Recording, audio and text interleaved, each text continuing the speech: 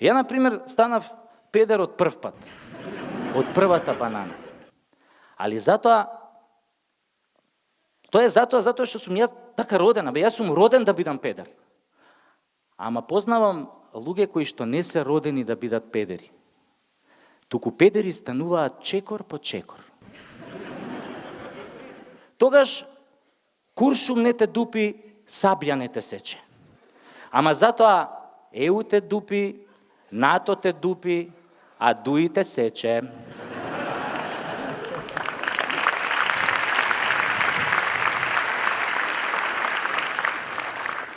Тогаш си педер со гаранција.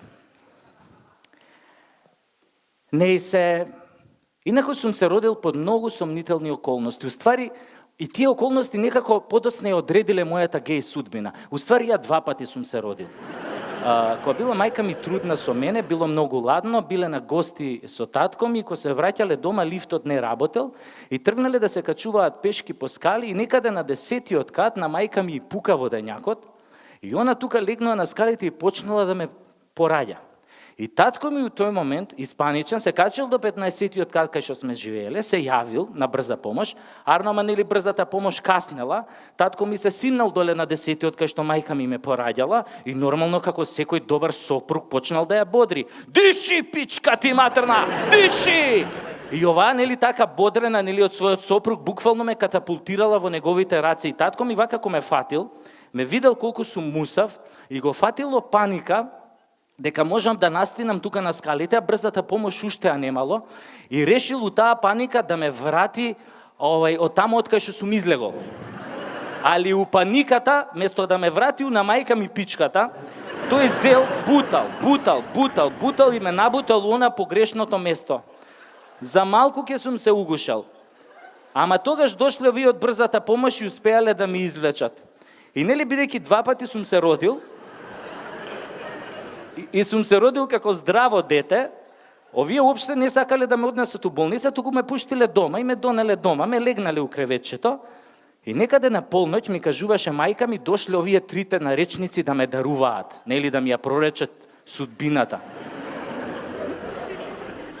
Ама дали дека сум се родил вториот пат од тоа погрешното место, овие наречниците не биле жени, туку мажи, целите депилирани и во танга.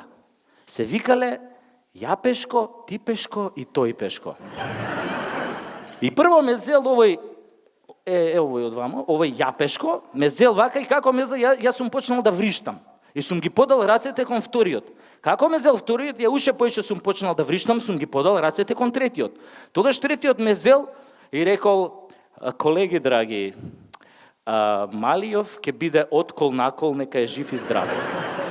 А тогаш ме зел овој вториот, ја пошто не сум престанал со вриштење, ме штипнал само малце за газето и ја одма сум престанал да вриштам и тогаш овој вториот рекол, колеги, Малијов што ќе биде од кол на кол, ќе биде, ама ќе биде и ќути си, трај си, за газе да те штипна, дај си. И тогаш најпосле ме зел пак овој првиот и како ме зел, јас сум го зел средниот прст од раката, сум си го бутнал во уста, сум го цицнал и сум заспал. Тогаш овој првиот рекол, колеги мои, меѓу другото Малијов ќе биде и мижи бутај. И мајка ми не сакала да му каже на татко ми таа ноќ што ми прорекле наречниците, зашто знаела дека татко ми ќе збесне, ама знакот од тоа пророштво, после тоа, како да ја одреди целата моја судбина и без да бидам свесен. И колку и мајка ми да не му кажала на татко ми, вистината набрзо излезе на видело. Имав, не знам, 2-13 години и си дојдов дома, целиот уплакан, татко ми ме гледа, станува, вика, што е бе, што ти е? А јас му викам, тато бе, едно другарче мало ми рече дека сум педер. Што збориш бе, рече овој татко ми. Ти рече дека си педер и што направи ти бе? Гудри со бокс. А ја му викам, гудрив тато, со лепезата на мама. Леле, луѓе која збесна татко ми тука. Абе, знаете како збесна? Абе, што мајка бараш да се шеташ со лепезата на мајка ти, див зајаку гъз да ти го начука? После плачеш кој ќе ти речат педер, педер еден манастирски. Што се шеташ со лепези, Бог да чува како некоја гејша? Што не се шеташ со нож и со пиштол кој што се шета секој нормално дете у држава? И татко ми тогаш многу се разочара и многу се исплаши да не застранам сексуално. И шо направи? Реши да ме запише да тренирам некој машки спорт. Али он немаше појма дека најмашките спортови у државата се уствари најпедерски. И јас затоа со кејфи ги тренирав.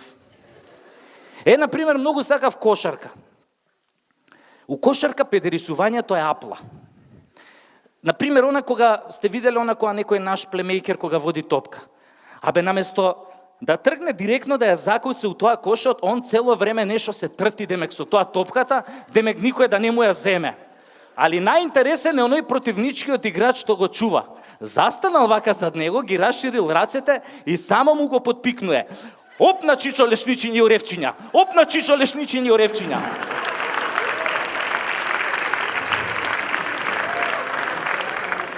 И кога ќе му го подпикне до крај, тогаш обично судијава свири фаул, а овој противничкиот играч све нешто вака крева раце и се буни и вика: судија, не заебај, па не го фаулирав, глеј кај ми се рацете, немам со шо да го фаулирам. А овој судијава му вика: не јади гомна, не си го фаулирал, па гледај како го извадил јазикот. Ви велам, кошарката е супер за педери. Овој Меджик Џонсон, да кажеме, од шо закачи сида, шо мислите? Па и он многу сакаше да се трти под кошеви. Или овој да кажеме, зашо овој Мајкл Џордан толку долго остануваше со топката у ваздух? Па му беше страв да не слета на некој црнецки суџук у рекет. Не се, али и фудбалот е супер спорт, луѓе, леве, фудбал, Она, даваш гол, нели, и трчаш, соблакаш дресот, соблакаш гаќиците, чорапите, копачките, легнеш на тревата и со душа чекаш да ти нарипаат 10 опасно запотени мужина на чело со голманот. Например, таков еден имавме мој клуб, многу згоден тип, он мене многу ме нервираше. Ке дае гол, ке се облече тоа дресот и педерот не дозволува да го фатиме. Само ни бега по цел терен. Али ова беше најинтересно. Беше полувреме, и у прво полувреме овој најдобриот противнички играч ни даде 2 гола. И овој тренерот на полувреме нервозен ми вика: "Кире, сопреку прво полувреме, како знаеш, иначе не ми искаче пред очи." Ја почнав второто полувреме и кога сега памтам, противници ви изведуваат корнер. И јас застанав зад овој најдобриот противнички играч и у тоа гужвата никој која не гледаше су му збрцал прс у гъс. Толку силно му го збрцав прстот у гъс, што му ги скинав гаќиците. И овој нервозен се врти и ми удира бокс. И судијата го виде само оној момент кога овој ми удира бокс. Му даде црвен картон на играчов, го изведе надвор и ние така после направивме пресврт и ги тепавме со 3-2.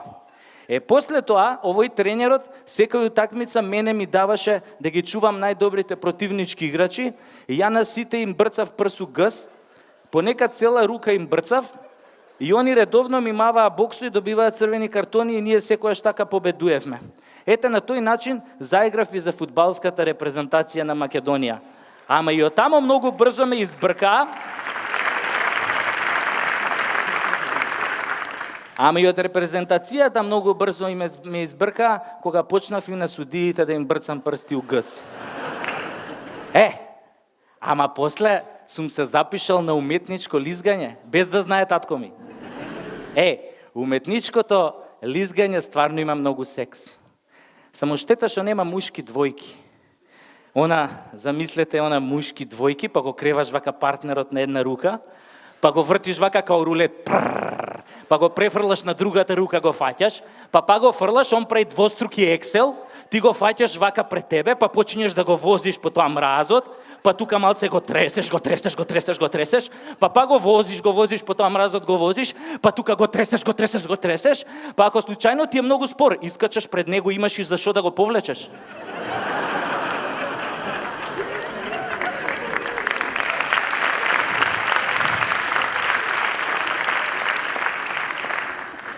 После тоа се запишав на скокови во вода. Кога слушнав дека водата во нашите базени е ладна као кур, па јас сум одел таму и све на гъс сум скокал. А знаете шо е ова?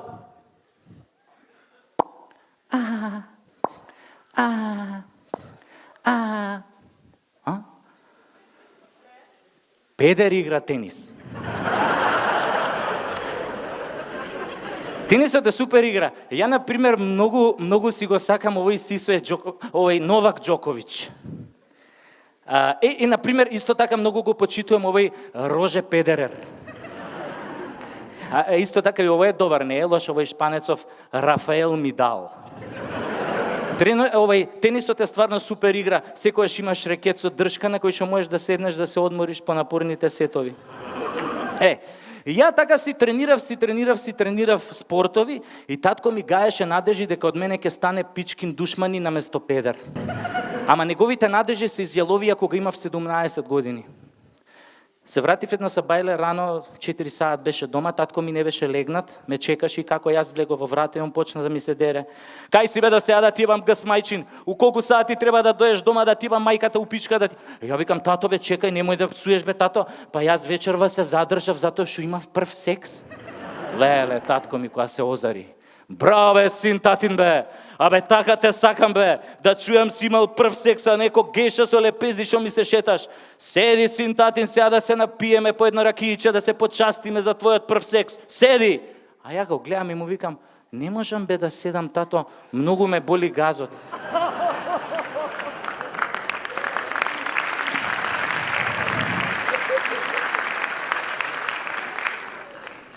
И татко ми тогаш стварно многу се разочара у мене. Секојаш кога ќе ме видеше, ми викаше, ај бе, заврти се тамо тоа суратот, не можам да те гледам однапред. А ја тогаш ќе му кажев, добро тато, ако не можеш да ме гледаш однапред, тогаш можеш ли барем од позади да ме видиш? И он тука пак ќе ми удреше ќутек и мене ми беше многу тешко, затоа што мислев дека сум единствениот во фамилија што е таков, накриво насаден малку. А после разбрав дека уствари ја не сум бил единствениот. Дедо ми, да кажеме, бил Асли Педер.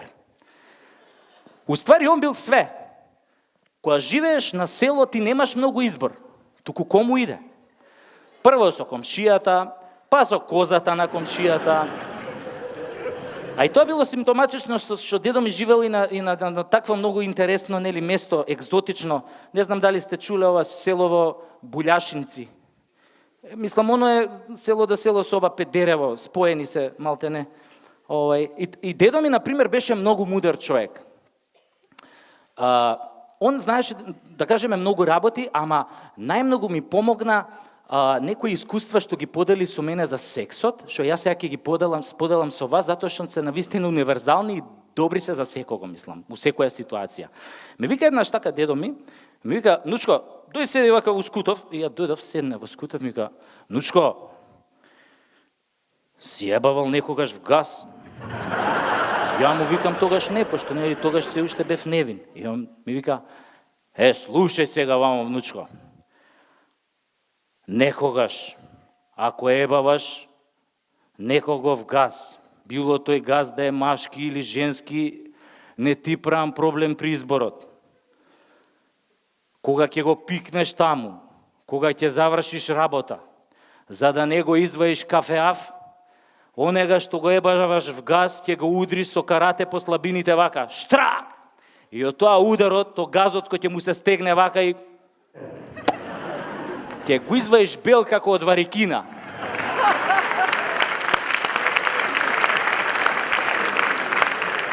Вели, не заборавај, само со карате.